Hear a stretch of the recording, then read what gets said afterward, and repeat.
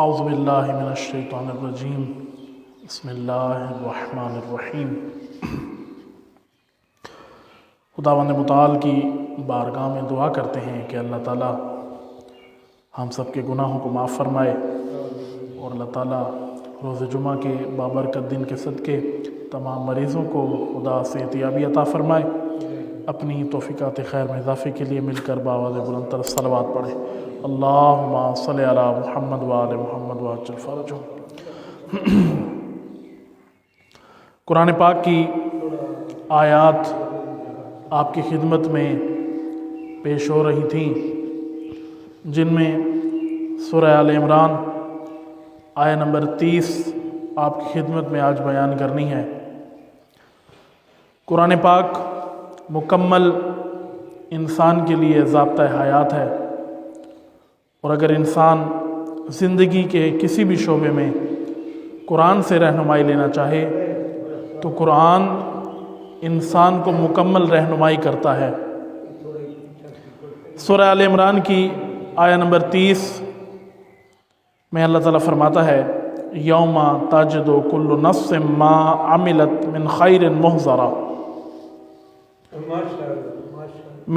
محضرا وما عملت من سوء تود لو ان بینہا وبینہ عمدا بعیدا وَيُحَذِّرُكُمُ اللَّهُ نَفْسَهُ وَاللَّهُ رَؤُوفٌ بِالْعِبَادِ۔ قرآن کی یہ آیت انسان کی ہدایت کرتی ہے، اور انسان کی ہدایت کے لیے اگر انسان سمجھنا چاہے اور قرآن پاک سے لینا چاہے، راہ ہدایت لینا چاہے، تو یہی ایک آیت ہی انسان کی ہدایت کے لیے کافی ہے۔ اللہ تعالیٰ فرماتا ہے یوم تجد کل نفس ما عملت من خیر محضرا۔ خداوند متعال اس آیہ میں قیامت کے اس روز کا ذکر کر رہا ہے۔ یوم تجد، وہ دن جس دن انسان کل نفس ما عملت من خیر محضرا، قیامت کے دن ہر انسان جو بھی اس نے نیک کام کیا ہوگا، نیکی کی ہوگی، وہ اپنے عمل کو اپنے سامنے حاضر پائے گا۔ کل نفس ما عملت من خیر محضرا۔ خدا فرماتا ہے روز قیامت جب سب انسان اللہ کی بارگاہ میں پیش ہوں گے، خالق کائنات عدل و انصاف کے ذریعے، اپنی رحمت کے ذریعے انسان کی تقسیم کرے گا کہ کون ہے جس نے خدا کی فرما برداری کی ہے اور کون ہے جس نے خدا کی نافرمانی کی ہے۔ یہ وہ دن ہوگا جس کے بارے میں قرآن پاک فرماتا ہے کہ یہ قیامت کا دن ایسا خوفناک دن ہوگا بعض لوگوں کے لیے کہ بیٹا باپ کو نہیں پہچانے گا، باپ بیٹے کو نہیں پہچانے گا، ماں اپنی دودھ پیتے ہوئے بچوں کو چھوڑ دے گی۔ یہ قرآن پاک کی آیات ہیں۔ بھائی بہن کو نہیں پہچانے گا، شوہر بیوی کو نہیں پہچانے گا، سب اپنی فکر میں دوڑ رہے ہوں گے، ہر شخص کو اپنی فکر ہوگی۔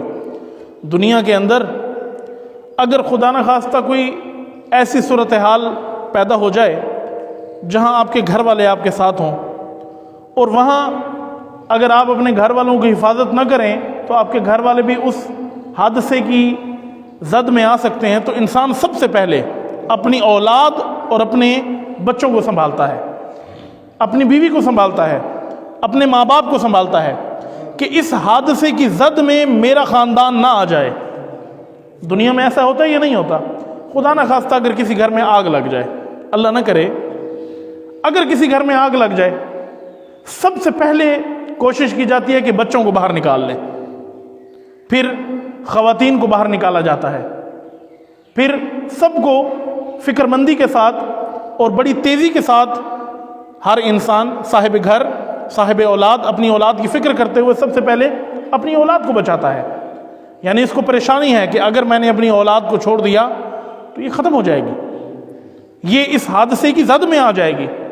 لیکن قیامت کا دن اتنا خوفناک دن ہوگا کہ خدا فرماتا ہے یہ ایسا دن ہوگا جس دن ہر انسان دوسرے انسان سے بھاگ رہا ہوگا کہ یہ مرتا ہے تو مرے، میں اپنی جان بچاؤں، میں اپنی فکر کروں۔ کیا فرمایا؟ یوم تجد کل نفس ما عملت من خیر محضرہ۔ اللہ فرماتا ہے یہ قیامت کا دن ایسا ہوگا جس دن ہر انسان اپنے خیر کام کو اپنے سامنے دیکھے گا، یعنی وہ عمل خود دیکھے گا۔ ہم نے قیامت کے دن کی ایک عجیب تفسیر سن رکھی ہے کہ ہم جو عمل کرتے ہیں، ہم جو کام کرتے ہیں، وہ باقاعدہ لکھا جاتا ہے اور اس کو اللہ کی بارگاہ میں پیش کیا جاتا ہے، اور وہ فرشتے باقاعدہ اس کو لکھ رہے ہوتے ہیں، جیسے کہ کرامن کاتبین، جو دائیں طرف فرشتہ موجود ہے وہ ہماری اچھائیاں لکھتا ہے، اور جو بائیں طرف فرشتہ موجود ہے وہ ہماری برائیاں لکھتا ہے، اور باقاعدہ ہر چیز ہماری نوٹ ہو رہی ہے۔ ہمارے ذہن میں یہ ہے کہ ہمارے تمام اعمال لکھ کر ایک رپورٹ کی صورت میں بروز قیامت اللہ کی بارگاہ میں پیش ہوں گے کہ یہ اس کی نیکیاں ہیں، یہ اس کے برے کام ہیں۔ لیکن اگر اس آیت میں ہم دیکھیں تو خدا اس سے بڑھ کر فرما رہا ہے کہ لکھ کر رپورٹ نہیں پیش ہوگی، بلکہ جو تمہارا اچھا عمل ہے وہ خود عمل تمہارے سامنے ظاہر ہو جائے گا، وہ خود تمہارا عمل تمہارے سامنے ظاہر ہوگا۔ دو چیزیں اللہ نے اس سورہ میں آیہ میں فرمائیں، کل نفس ما عملت من خیر محضرہ، ایک اپنے نیک کام کو اپنے سامنے حاضر پائے گا، وما عملت من سوء، اور اپنے برے کام کو بھی اپنے سامنے حاضر پائے گا۔ دونوں کاموں کو، وہ کام جو اچھے تھے اور وہ کام جو برے تھے، اچھے کام بھی اپنے سامنے حاضر پائے گا، وہ اعمال خود اس کے سامنے آ جائیں گے، جو اس نے کیا ہوگا وہ خود اس کے سامنے آ جائیں گے، اور وہ کام جو برے تھے، جو اس نے برائیاں کی، وہ بھی اس کے سامنے، بالکل اس کے سامنے محضرہ یعنی حاضر ہو جائیں گے۔ ایک چیز انسان کے ذہن میں ہونی چاہیے کہ اللہ تعالیٰ نے اس کائنات کے اندر ہر مخلوق کو بنا کر بھیجا ہے، ہر مخلوق کو بنا کے بھیجا، لیکن انسان کو بنا کر نہیں بھیجا، بننے کے لیے بھیجا۔ جانور کو جانور بنا کر بھیجا، ایسا نہیں ہے کہ جانور دنیا میں آئے گا اور پھر جانور کی صفات اس کے اندر آئیں گی، نہ، جانور پیدا ہوتے ہی جانور ہے وہ۔ انسان کو اللہ نے ایسے نہیں بنایا، تمام مخلوقات ہیں، جانور ہیں، پرندے ہیں، چرند ہیں، پرند ہیں، مچھلیاں ہیں، تمام کیڑے مکوڑے ہیں، جتنے انسان کے علاوہ جتنی مخلوقات ہیں، ان سب مخلوقات کو خدا نے بنا کر بھیجا، حتیٰ کہ فرشتے، ملائکہ اور جن، یہ دونوں اللہ کی مخلوقات ہیں۔ ملائکہ کو خدا نے بنا کر بھیجا، ملائکہ شروع سے لے کر آخر تک ملائکہ ہی ہیں، لیکن انسان کو انسان بنا کر نہیں بھیجا۔ انسان کو کہا کہ اے انسان، میں تیرے جسم کا ڈھانچہ تجھے عطا کرتا ہوں، تو اس جسم کے ڈھانچے میں انسانیت خود پیدا کر، انسان کی صفات تو نے خود پیدا کرنی ہے، انسان تو نے خود بننا ہے۔ تمام مخلوقات کو مکمل اس کی تمام صفات دے کر بھیجی، جانور کو جانور بنا کے بھیجا، لیکن انسان کو انسان بنا کے نہیں بھیجا، بلکہ فرمایا کہ انسان تو نے دنیا میں جا کر خود اپنے آپ کو انسان بنانا ہے، تو نے انسان خود جا کر بننا ہے۔ اس لیے اللہ تعالیٰ فرماتا ہے یوم تجد کل نفس ما عملت من خیر محضرہ وما عملت من سوء، ہر وہ کام جو اس نے نیکی والا انجام دیا ہے، ہر وہ کام جو اس نے برائی کا انجام دیا ہے، وہ سارے اعمال اس کے سامنے ظاہر ہو جائیں گے۔ علماء کرام اس آیہ کی تفسیر میں لکھتے ہیں کہ انسان پیدا ہونے سے لے کر اپنے مرنے تک خود اپنے ہاتھوں سے اپنی شخصیت بنا رہا ہے، خود اپنے ہاتھوں سے اپنی شخصیت بنا رہا ہے۔ یہ ایسے ہی ہے، میں ایک مثال کے ذریعے آپ کی خدمت میں یہ عرض کرتا ہوں، جیسے ایک مصور ہے، اس نے، آپ نے سنا ہوگا مصور جو تصویریں بناتے ہیں، دیکھ کر کسی کی تصویر بنا لے قلم سے، اس کو کہا جاتا ہے یہ مصور ہے۔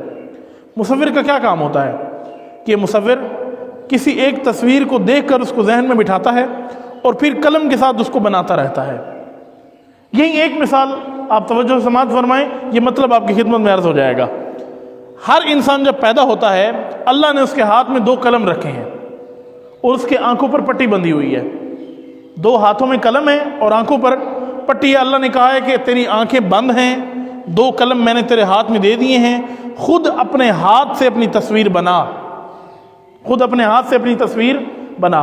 اب ہر انسان شعور پانے سے لے کر مرنے تک، پیدا ہونے سے لے کر روح کے نکلنے تک، وہ اپنی تصویر خود بنا رہا ہے، اپنی تصویر اپنے ہاتھوں سے خود بنا رہا ہے۔ اور قرآن کی آیت ہے یوم تبل السرائر، قیامت کے دن ایسا دن ہوگا جس دن پردے سرکائے جائیں گے، جب پردے ہٹ جائیں گے، اور جب قیامت کا روز آئے گا تو پھر کیا ہوگا؟ اللہ تعالیٰ کہے گا کہ تیری آنکھوں پر جو پٹی ہے اس پٹی کو اتار، اور انسان جیسے ہی پٹی اتارے گا پھر انسان کو کہا جائے گا دیکھ یہ تصویر تو نے اپنی خود بنائی ہے، تو نے اپنے اعمال سے اپنی شخصیت بنائی ہے۔ اب کوئی شخص کہے جب اس کی آنکھوں سے پٹی اتاری جائے تو وہ کہے یہ تصویر تو میں نے نہیں بنائی، نہیں بھائی، یہ تو نے اپنے ہاتھوں سے خود بنائی ہے، یہ عمل تو نے خود انجام دیا ہے۔ اس لیے انسان کے نیک اعمال ہوں یا انسان کے برے اعمال ہوں، اس کا ذمہ دار خود انسان ہے۔ ہم نیک کام کرتے ہیں تو اللہ کی توفیق ہے، یہ برے کام کرتے ہیں تو یہ خدا کی راہ سے دوری کی وجہ سے کرتے ہیں۔ اور اگر انسان، آپ توجہ فرمائیں، قرآن کی آیت ہے فَأَلْهَمَهَا فُجُورَهَا وَتَقْوَاهَا، کہ ہم نے اس کے سامنے 2 راستے تھے، دونوں اس کے سامنے رکھ دیے۔ اس کو تقویٰ کا راستہ بھی دکھا دیا، اس کو برائیوں کا راستہ بھی ہم نے دکھا دیا، اور یہ دونوں راستے دکھا کر انسان کو خود اختیار دیا کہ جو راستہ تو اختیار کرنا چاہتا ہے تیری مرضی ہے۔ اب ایک انسان جانا اس نے لاہور ہے، لیکن غلطی سے کراچی کی بس پہ بیٹھ جائے اور سمجھ یہ رہا ہو کہ میں لاہور جا رہا ہوں، توجہ ہے ہی نہیں ہے، جانا اس نے لاہور ہے لیکن غلطی سے کراچی کی بس پہ بیٹھ گیا اور سمجھ یہی رہا ہے کہ میں لاہور جا رہا ہوں، حالانکہ جتنا سفر کرتا جائے گا لاہور سے دور ہوتا جائے گا، اور جب بس سے نیچے اترے گا تو سامنے اپنے لاہور کو نہیں پائے گا بلکہ کراچی کو پائے گا، اور پوچھے گا، پریشان ہوگا، حیران ہوگا کہ میں تو لاہور جانا چاہتا تھا۔ تو پھر لوگ اس سے سوال کریں گے کہ اگر تو لاہور جانا چاہتا تھا تو تو لاہور والی بس پہ بیٹھتا، تو جس گاڑی پہ بیٹھتا ہے اس گاڑی کا راستہ، اس گاڑی کا روٹ، اس گاڑی کا طریقہ کچھ اور ہے۔ اب انسان ساری زندگی شیطان کے راستے پر چلے اور پھر کہے کہ نہیں میں جنتی ہوں، یہ جنتی نہیں ہے۔ انسان نے اسی دنیا کے اندر اپنا راستہ معین کرنا ہے کہ کس راستے پر جا رہا ہے، کون سے راستے پر چل پڑا ہے۔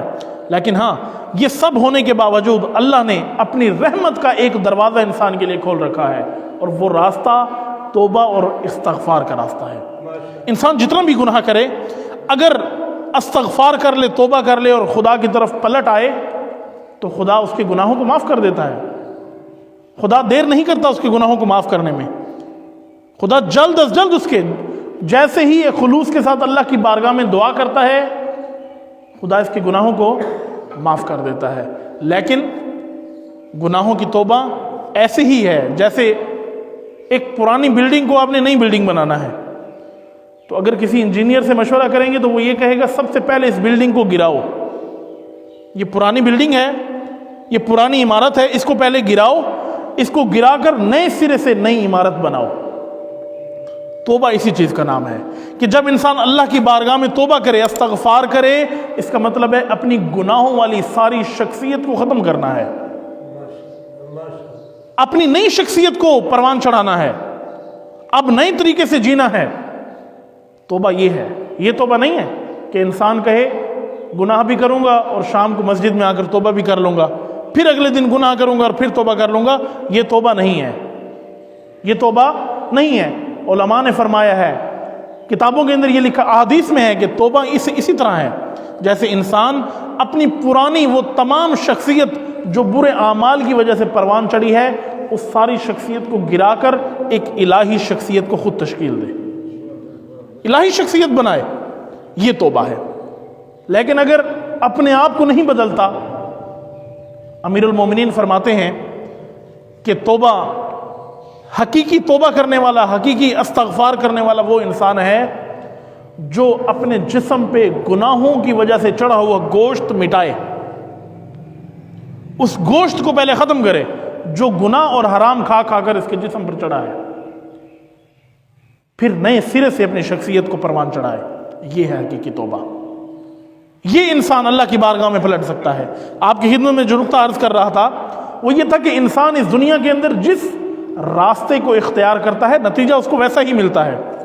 مثلا دیہات ہے، دیہات میں ایک کسان گندم کاشت کرے اور گندم اس نے کاشت کی لیکن نکلے گنا، ایسا ہوتا ہے؟ کبھی نہیں ہوتا۔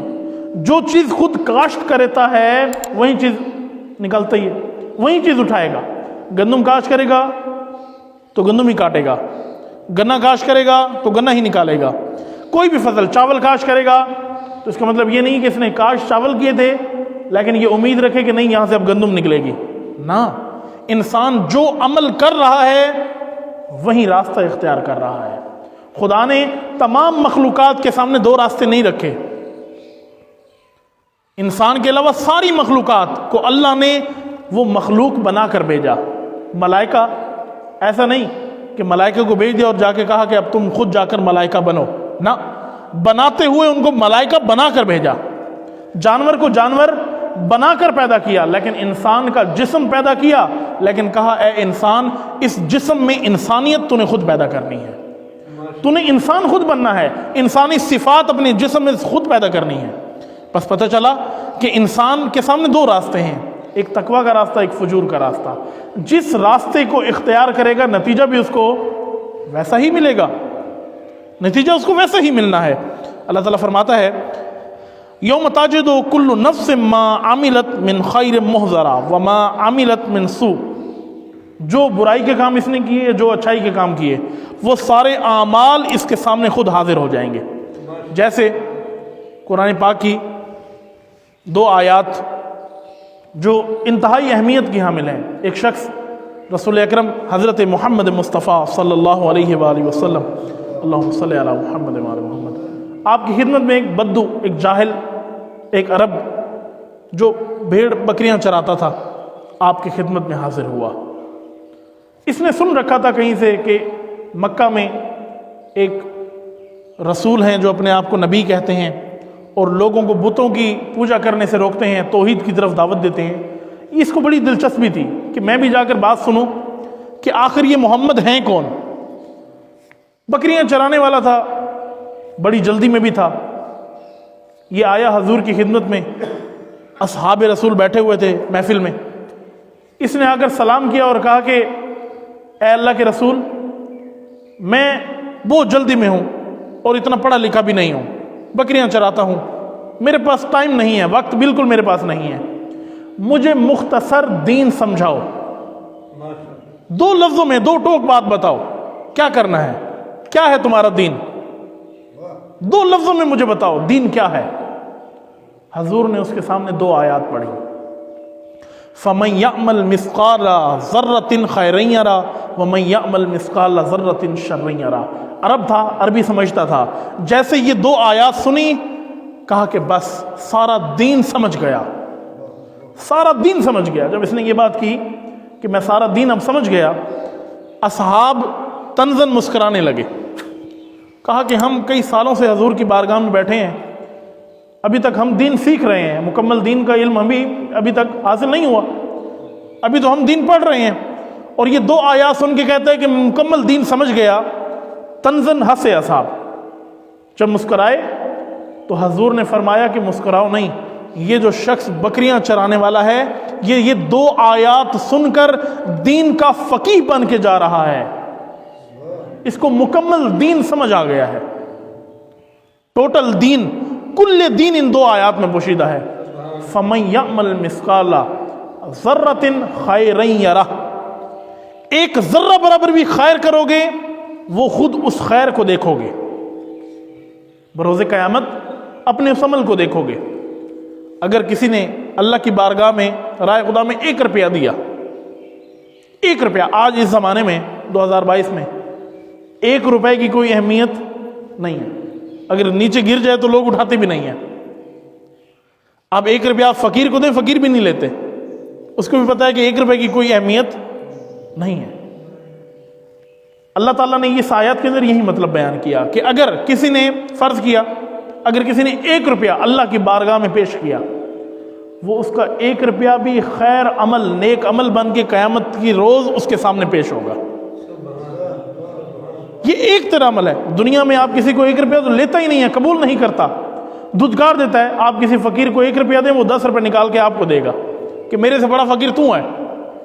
لیکن خدا جو اس کائنات کا مالک ہے، کل خزائن کا مالک ہے، وہ اپنے بندے سے اگر 1 روپیہ خلوص کے ساتھ اگر اس کا بندہ راہ خدا میں پیش کر دے، وہ اس 1 روپے کو رد نہیں کرتا۔ اس 1 روپے پہ اس کو ڈانٹتا نہیں ہے کہ 1 روپیہ کیوں دیا۔ 1 روپیہ، 1 ذرہ برابر بھی اگر انسان نے نیکی کی، خیر انجام دیا، کیا فرمایا؟ خیرًا یرہ، اس خیر کو خود دیکھے گا قیامت کے روز۔ وَمَن يَعْمَلْ مِثْقَالَ ذَرَّةٍ شَرًّا یرہ، 1 ذرہ برابر بھی اس نے برائی کی، وہ اپنی برائی بھی دیکھے گا۔ آپ دنیا کے اندر دیکھتے ہیں نا، انسان کی حرکات و سکنات کو ریکارڈ کیا جاتا ہے۔ مثلا یہ سامنے کیمرہ لگا ہوا ہے، یہ مکمل تصویر کو ریکارڈ کر رہا ہے، توجہ رکھیے گا، ایک ایک لمحے کو، ایک ایک بات کو یہ ریکارڈ ہو رہی ہے۔ اللہ کی بارگاہ میں جب انسان پیش ہوگا قیامت کے روز، انسان کی پوری زندگی کے اعمال، چاہے نیک ہوں یا برے اعمال ہوں، سب مکمل طور پر حاضر ہو جائیں گے، پیش ہوں گے، اعمال پیش ہوں گے۔ اور جب انسان وہ اپنی ریکارڈنگ دیکھے گا تو پریشان ہو جائے گا، پھر پریشان ہو جائے گا، اے کاش یہ دن نہ دیکھنا پڑتا۔ آج ہم سب گنہگار ہیں، ہم سب سے گناہ ہوتے ہیں۔ ہمارے وہ گناہ جو ہم نے تنہائی میں کیے، اور ہمارے وہ گناہ جو ہم نے سب کے سامنے کیے، اگر وہ ریکارڈ ہو کر ہمارے گھر والوں کو دکھا دیے جائیں، کیا ہمارے گھر والے ہمیں گھر میں رہنے دیں گے؟ ہمارے وہ گناہ جو ہم نے تنہائی میں کیے ہیں، اگر وہ ریکارڈ ہو جائیں اور ہمارے کسی رشتہ دار کو، ہمارے گھر والوں کو وہ ریکارڈنگ مل جائے، ہماری عزت رہے گی؟ قیامت کے روز ہر انسان کی مکمل زندگی کی ریکارڈنگ آپ سمجھیں، وہ اللہ کے سامنے پیش ہوگی۔ اس نے تنہائی میں کیا کیا ہے، اس نے کھلے عام کیا کیا ہے، اس نے کہاں خدا کی نافرمانی کی ہے، کہاں خدا کی فرما برداری کی ہے، کہاں اس نے نیک عمل انجام دیا ہے، کہاں اس نے برا عمل انجام دیا ہے۔ ہر عمل روز قیامت انسان کے سامنے خود حاضر ہو جائے گا اور وہ خود عمل بولے گا۔ بعض روایات میں ہے کہ قیامت کے روز انسان کے ہاتھ گواہی دیں گے، یہ ہمارے ہاتھ خود اللہ کی بارگاہ میں گواہی دیں گے۔ اللہ پوچھے گا تو نے یہ کام کیا؟ کہے گا نہیں، میں نے نہیں کیا۔ پھر اللہ کہے گا کہ جس عضو سے تو نے یہ کام انجام دیا، وہ عضو بولے گا۔ پھر ہاتھ بولے گا ہاں پروردگار، اس نے تیرے بنائے ہوئے ہاتھ سے چوری کی۔ پوچھے گا خدا نامحرم کو دیکھا؟ نامحرم کو دیکھتا تھا؟ یہ کہے گا میں تو نہیں دیکھتا تھا۔ پھر اللہ کہے گا اے آنکھ تو بتا۔ پھر آنکھ بولے گی پروردگار، یہ آنکھیں جو تو نے اس کو نعمت کے طور پر عطا کی تھیں، اس آنکھوں سے اتنی بار اس کو یہ نازیبا اور نامحرم کو اس نے نظر کی تھی۔ آنکھ بولے گی۔ کان خود گواہی دیں گے کہ اس نے غیبت سنی، اس نے فحش کلام سنا، اس نے یہ سنا، اس نے فلاں سنا۔ ہر انسان کا عضو بولے گا، منہ بولے گا، زبان بولے گی۔ انسان جب کہے گا نا کہ میں جھوٹ نہیں بولا، تو زبان بولے گی اس نے اسی زبان سے جھوٹ بھی بولا، اس نے اسی زبان سے غیبت بھی کی، اس نے اسی زبان سے گالیاں بھی دیں۔ ہر انسان کا عضو اللہ کی بارگاہ میں خود گواہی دے گا۔ اب سورہ آل عمران کی آیت نمبر 30 کا پہلا حصہ آپ کی خدمت میں عرض کیا ہے۔ اگلے حصے میں اللہ تعالیٰ فرماتا ہے، توجہ فرمائیں، یوم تاجد کل نفس ما عملت من خیر محضرہ، ہر نیک عمل انسان کے سامنے حاضر ہوگا، وما عملت من سوء، اور برا عمل بھی انسان کے سامنے ظاہر ہوگا۔ تود لو ان بینہا و بینہ امدا بعیدا، اب انسان کے سامنے جب اس کے اعمال ظاہر ہوں گے تو انسان دعا کرے گا اے کاش میں اس روز سے دور ہو جاتا، یہ دن مجھے نہ دیکھنا پڑتا۔ انسان آرزو کرے گا یہ کیا ہو گیا، میرے سارے اعمال سب کے سامنے آ گئے، اللہ کی بارگاہ میں پیش ہو گئے۔ انسان اس دن کیا خواہش کرے گا، اے کاش یہ دن مجھے دیکھنا نہ پڑتا۔ وَيُحَذِّرُكُمُ اللَّهُ نَفْسَهُ، خدا فرماتا ہے کہ خدا تمہیں اپنے آپ سے ڈراتا ہے کہ خدا سے ڈرو، خدا کا خوف رکھو۔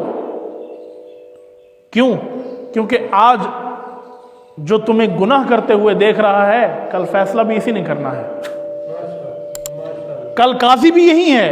آج جو تمہیں دیکھ رہا ہے، ہم جب تنہائی میں گناہ کرتے ہیں ہم سمجھتے ہیں کوئی نہیں دیکھ رہا، خدا دیکھ رہا ہوتا ہے۔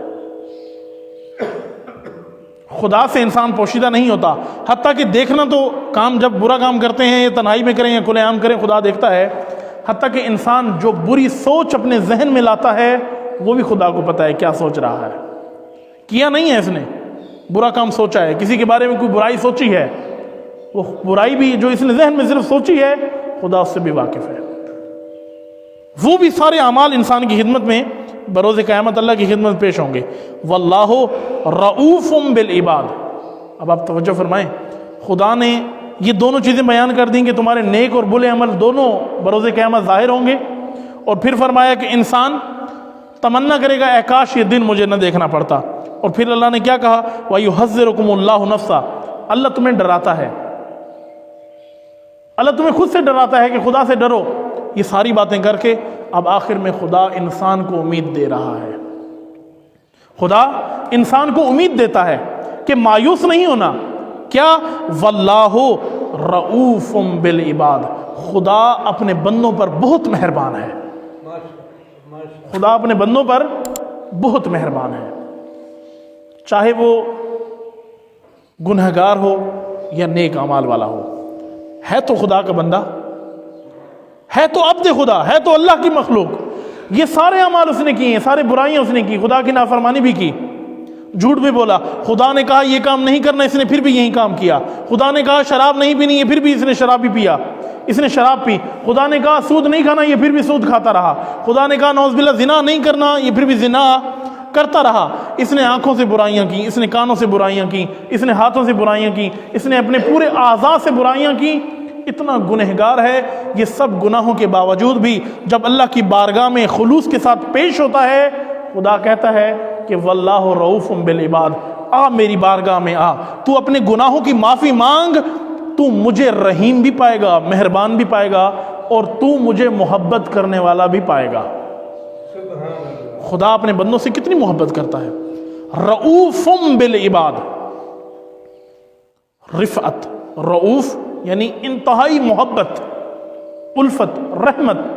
جب ہم کسی کے ساتھ والہانہ عشق کرتے ہیں، والہانہ محبت کرتے ہیں، تو اس کو کہتے ہیں یہ ہے رفعت۔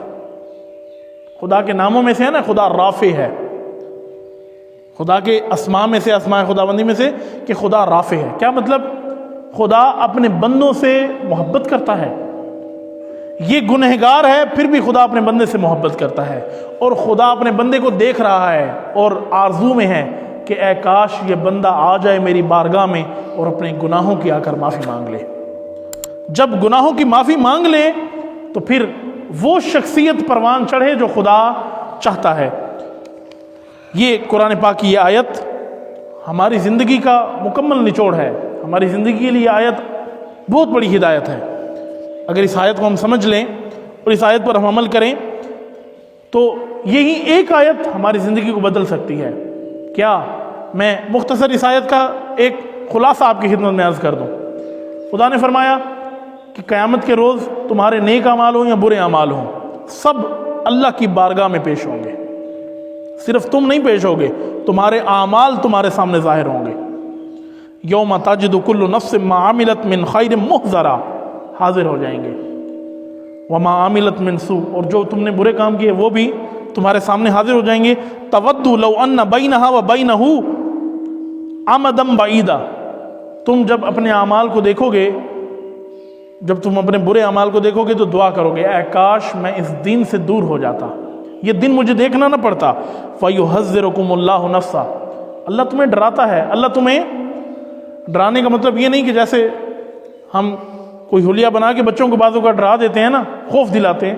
ڈرانے سے مراد یہ ہے کہ خدا اپنے بندوں کو فکر مند بنانا چاہتا ہے کہ فکر کرو کس راہ پہ چلے گئے ہو، شیطان تمہیں گمراہ کرنا چاہتا ہے، یعنی جھنجھوڑنا، نیند سے اٹھانا، نیند سے کسی کو اٹھانا کیا یہ بری بات ہے؟